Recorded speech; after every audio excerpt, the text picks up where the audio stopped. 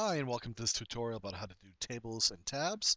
Let's get started in Microsoft Word. So I'm going to click here on the Start button. I'm going to go up to Microsoft Word 2010. I'm just going to click there, and I want to put in a table. How do I put in a table? I'll just simply go where the tab where it says Insert, and I'm going to go down to where it says Table, and I'm going to click, and I can make the table as big or as small as I want to, but I think a 3x4 table looks pretty good, so we'll just click onto that.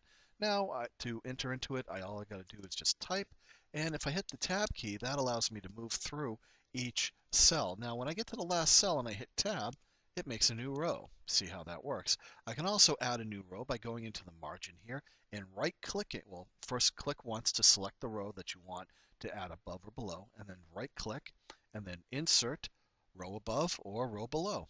And there we go. And we can also do the same thing up here for columns. Insert column, insert left, or insert right. And how did I do that? Once again, getting that little black arrow there to select that row. And you can also go right here on the end if you need to. Well, another quick question that people are always asking is, how do I get these cells merged? So once again, I'm going to go to the margin of the paper, click to select the row, and what I'm going to do again is right click, and I'm going to go down to merge cells.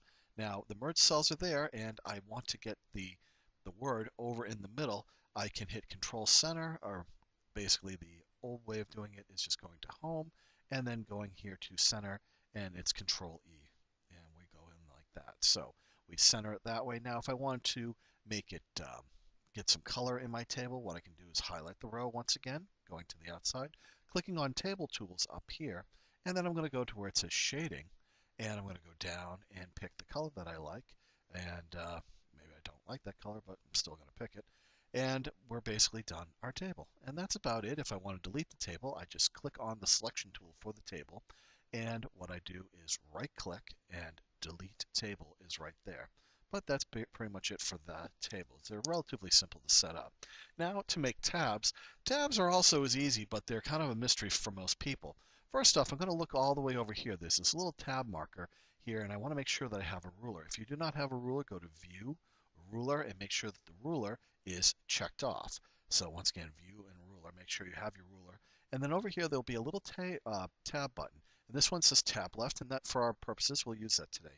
I'm going to put a tab marker, just going to click on 2, and I'm going to click at 4.5.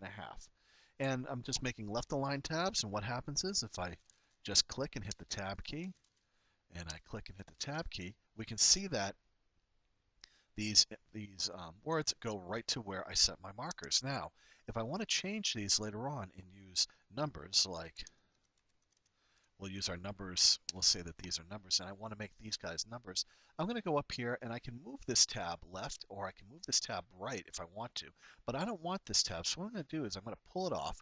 It'll snap over here to where the next tab marker is, but what I'm going to do is I'm going to go in here and I'm going to adjust this tab where it says left tab.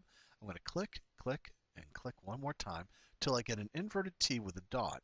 And that inverted T, I'm going to basically put this at about 2 and some change, kind of in the middle, and I've set a decimal tab. My cursor snaps back, and now what happens here is if I type numbers, you'll see that it's aligned right at the crux of the T where the decimal point is. Now, I'm going to leave it off here, and I'm going to type the same numbers, or pretty close to the same numbers. In the next one, we're going to see the difference between the two. So I'm here, and we're going to say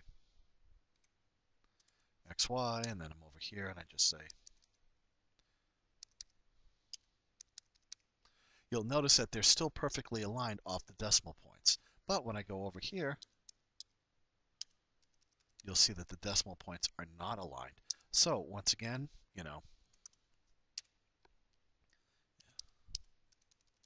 you'll see that everything's lined up off the decimal points, unlike this one, they are not. Now you're saying, well, how can I go in here and make these decimal points, get them aligned? Well, you can do one of two things. You can click and drag and highlight it. If you don't want to grab all this extra stuff, you can be very tricky. Hold down the Alt key and go like so. But we don't need to be that sophisticated for this. So what I'm going to do is just highlight this area. And I'm going to go up and I'm going to pull this tab. Now, by pulling this tab, I am not selecting this row up here. Those tabs are still going to stay, but I'm going to pull this one off. They snap back. I'm going to make sure that I have my decimal tab. I haven't clicked on it, but I just want to make sure that I have it. I'm going to go over and I'm going to put it kind of around 5 and some change, or just 4 and some change beforehand. And I click and I make it, and you'll see that all the decimals now are aligned here. And this is just a quick little tutorial to show you how to do tables and tabs. Hope you enjoyed it, and if you got any questions, just ask. Thanks.